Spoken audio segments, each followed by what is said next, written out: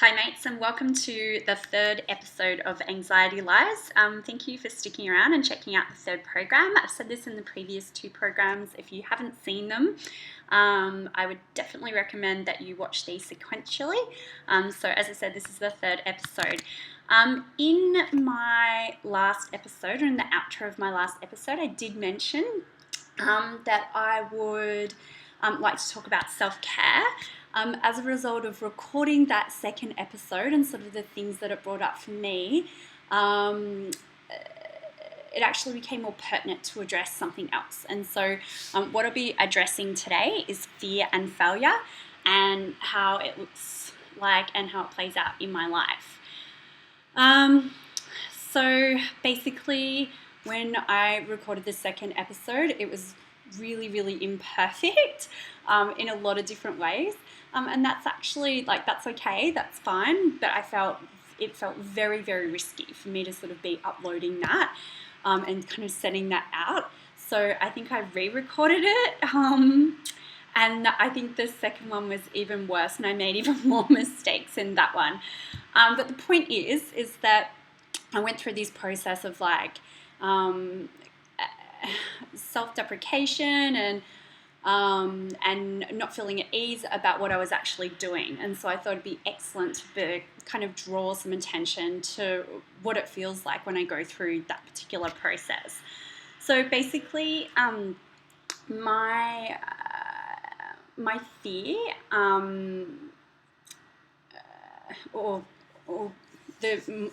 probably the more pertinent question is how does my fear fuel my failure? Because I think that's really, really important to address. So sort of what happens initially is that I have the thoughts. So I have the thoughts that I'm not good enough, that I'm not capable, etc., etc. And I feel this sense of pressure that it's not realistic and it's not related to anything that's real in reality. And then I start to have a physiological or a neurological response to this seeming kind of external pressure from wherever I perceive that to be coming from. So kind of some of the things that the reaction that I have to that kind of perceived stress is that I stutter, which is really weird and really, really unusual because most of the time I'm quite competent when I'm speaking. I'm repeating ideas or phrases that I think are safe or are the most readily available. So I'm sort of unable to create new responses when I'm under pressure, and so I end up reverting to using kind of this catalogue going on in the back of my say next because I need to say something.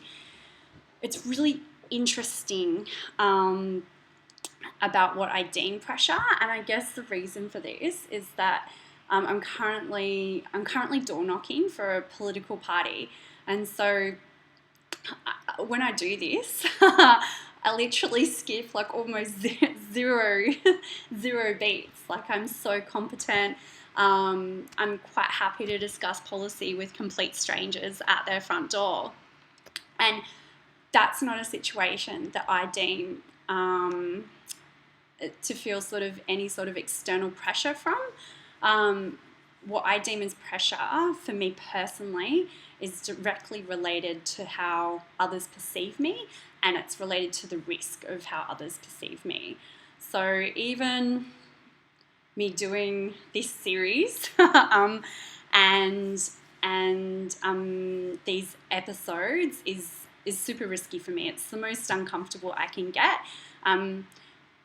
I'm certainly not as coherent as what I would like to be, and that's okay. I'm okay with that because I'm just getting my message out there, and it's perfectly fine if it's imperfect. So basically, look, when I do feel under pressure, as I said before, I kind of go to this catalogue of safe, benign answers that won't offend anybody. But I guess sometimes I don't even sometimes fit the conversation, and consequently I come across as either uninterested or also inauthentic. And that's not to say that sometimes that I'm not either of those things. Sometimes I'm not interested. Sometimes I am not being authentic for other reasons. But when under pressure, this is how it plays out, and this is how it can be interpreted. And it's the kind of reaction that you get from other people. It kind of reinstates or it proves those thoughts that I was talking about, that I'm not capable, that I'm not able, and proves those thoughts about sort of my ability or lack thereof to perform in that moment, in that space of time.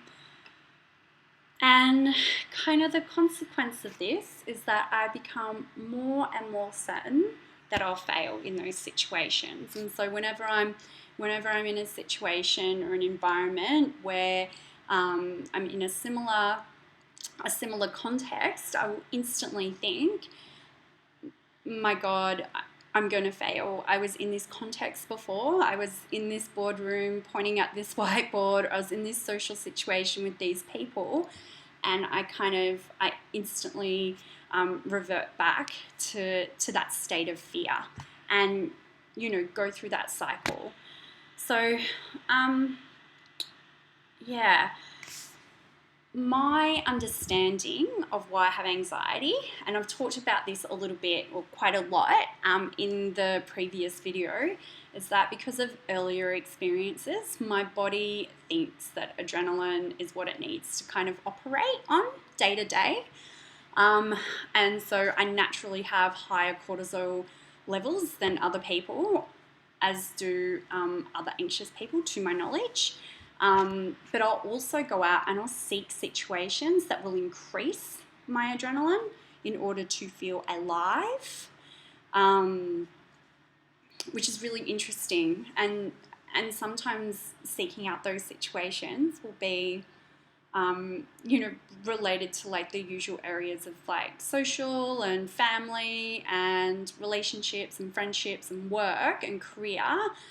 But there's also a lot to be said about the relationship between, I think, people that do have these naturally higher levels of adrenaline, or that are naturally inclined to seek adrenaline-inducing situations, and also addiction. I'm not going to go into that here. There is another space and another time to kind of look at that more in depth, and I'm definitely will be doing that sort of in an upcoming episode.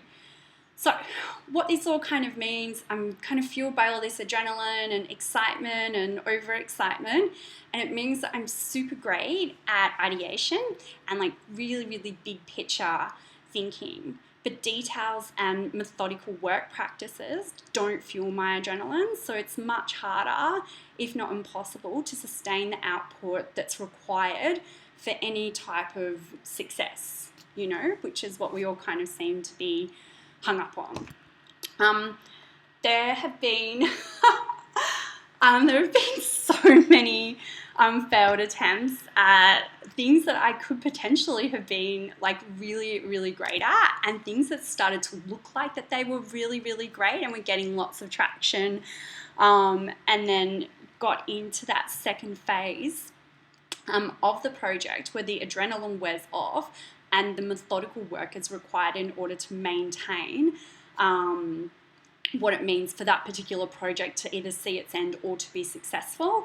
So a couple of examples of that is that I started or wanted to start an online art business focusing on street artists in Melbourne. And I went through it all. I paid developers to develop a website that was pretty amazing. I also went ahead and I engaged like a collective of artists who wanted to be a part of the project and started purchasing some of their art. I had a business plan, like all of the things that were like, that engaged my sense of curiosity, and that also engaged my adrenaline, and that were exciting. I pursued those to the end. And then it got to the point where the details had to be sorted out. And one of my friends was like, hey, I'm going to America for 2 months. Do you want to come? And I was like, hell yeah, I'm not doing anything. And abandoned the entire project. Sort of convinced a little bit myself that, I was going to come back to it, but I never did, which was completely unsurprising. Some other things is that I started an online vintage store that was like doing really well. I only ever catalogued about a quarter of the pieces that I had, and then at one point was moving house, and I was like, this is too hard, and kind of threw the rest of them out. I'm on my 3rd degree and my 4th time doing tertiary study as well. My first degree I did 2 years. My second degree I did all of my degree bar 2 subjects, and then found a job in the industry that I'd pursued, and again abandoned that as well. So there are many, many, many more examples of things that I've started and that I haven't seen through to the end, to kind of that final stage. And that's because of that middle stage requires that methodical work practice that is just, it doesn't raise my adrenaline, it doesn't raise my interest, and so I don't engage with it, basically. Another way that my anxiety impedes my success is through the construct of perfectionism. I know that you might think of perfectionism as like, oh, a person's given like a particular project to do, and they need to do it to the point where like where it looks perfect, and that everything is in its right place. It's not really how my perfectionism or my streak of perfectionism works. It's more about convincing myself that if I don't end up as like the next Stanley Tarantine saxophonist, or like, I don't know, Stefan Sagmeister, that there's no point in even starting. I don't allow for failure at all, ever. I drop courses, I abandon businesses, I leave jobs, or I just don't start at all. So, look, a good current example of this is that I've made time and space in my life at the moment for a committed art practice. And the example that I'm going to give you is another way that I try and avoid failure. It's a little bit of a tricky one though, so I'll just kind of go through what I do, or what my current thought process is around, because it's super fresh for me. So, and it's so typical of like how I operate. I've done like a bunch of like life sketches that got me into like this really incredible design school, and also like some abstract art stuff as well.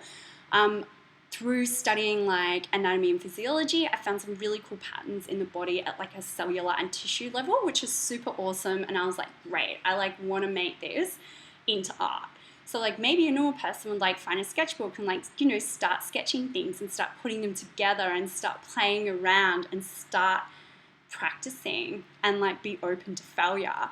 But what I've done, instead of doing that, I've completely intellectualized the process by trying to figure out how women can take the aesthetic ownership of their bodies at like the least gendered level, being like cellular and tissue level. And then like I start to kind of question about how gender can be communicated aesthetically, and if it can be, and if it is offensive to even try to communicate gender aesthetically. And like these questions are ridiculous because I'm not gonna answer them. Like I'm not gonna get to a point where I'm gonna answer these questions.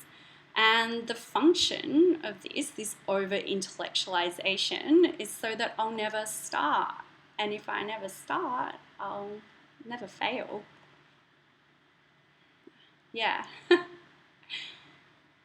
The anxiety is the usual bullshit that I am pushing uphill all day long, that I'm not capable and that I don't belong.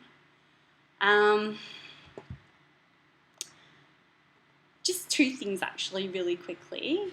I don't want to be dismissive about this because it's real. The thoughts that I don't belong and that I'm not capable are very, very real for me. And so when I call it bullshit, it's because I've I've come to a point of awareness, of understanding that these thoughts are not constructive, they're not reflection of reality. And to be frank, it's really exhausting thinking in these ways. Like, I have to check my thinking at every turn and every corner, and it's exhausting, and sometimes it's debilitating as well. The other thing I want to mention as well, and this is something that I pulled up in my last episode. So the second episode, I said that I recorded it, and then after that, I stopped recording. I deleted it and then re-recorded it for lots of different reasons, but not for this one. And I wanted to bring it up again. And the reason, or the kind of this thing that played out in that last video, was that I used the term crazy, and I pulled myself up on using it because it kind of came out immediately and without thinking. Using that type of language is really dangerous, especially when you're talking about mental health, and specifically about using the term crazy or insane. It's ableist language, and it's actually not okay. And it's not that I'm still learning, it's like I'm still trying to weed those words out of my vocabulary. And I would highly recommend that if you are a person who is inclined to use those words, that maybe do some research around ableist language, and maybe you too will be inspired to try and start taking, some of that vocabulary out. Because what it does is that using that language, it continues to stigmatize people that have mental health issues, and that's exactly the opposite of what I want to do and what this project is about as well. But I also didn't want to cover up the fact that I used it. I wanted it to be public knowledge, and I wanted to address it because I think it's really important. So, kind of going back to what I was talking about before, fear of failure makes the cycle of fear and failure. So meaning, in my experience, that the fear leads to the failure, and that I can't have one without the other. It aborts challenges that are set to stretch me so that we can grow, so that I can grow mentally, spiritually, physically, socially, and also so that we can actually specialize in the things that we're deeply passionate about. That's why I personally need to push through the uncomfortability. So sometimes this means uploading stuff that, like, I know isn't perfect, that I know that I made mistakes with. It's really interesting, like, how much I hated that second episode, because people emailed me and on anxietylies@gmail.com, which you are also welcome to do. If you have any feedback or questions, I would definitely recommend that you do so. But people emailed me on that email address, and they told me how helpful that video was. So again, not a reflection of reality at all. I basically spent almost 4 days like nearly vomiting, walking around, having all like the physiological symptoms of anxiety, and being like, oh my God, what are you doing? Like, you've exposed how you operate. You've put yourself at risk and given people information on how they can use that against you. So I decided to keep it. And I'll keep recording episodes and doing whatever else interests me, because being uncomfortable is where the depth and the growth and the living happens. And sometimes that living is literally making the decision to get out of bed, because some days that's not possible, or deciding that I'm going to take my vitamins today at the prescribed times. Because sometimes it's not about like these complex communication scenarios or ridiculous art projects or whatever. Sometimes it's just about surviving. Like, it's about making sure I get enough food in my body, that I drink enough water, that I remember to leave the house today. Like, I could potentially like stay here for days and days and days and like never ever leave. Like I need to make sure that I do this, to survive. And kind of the thing that happens like as a result of that is that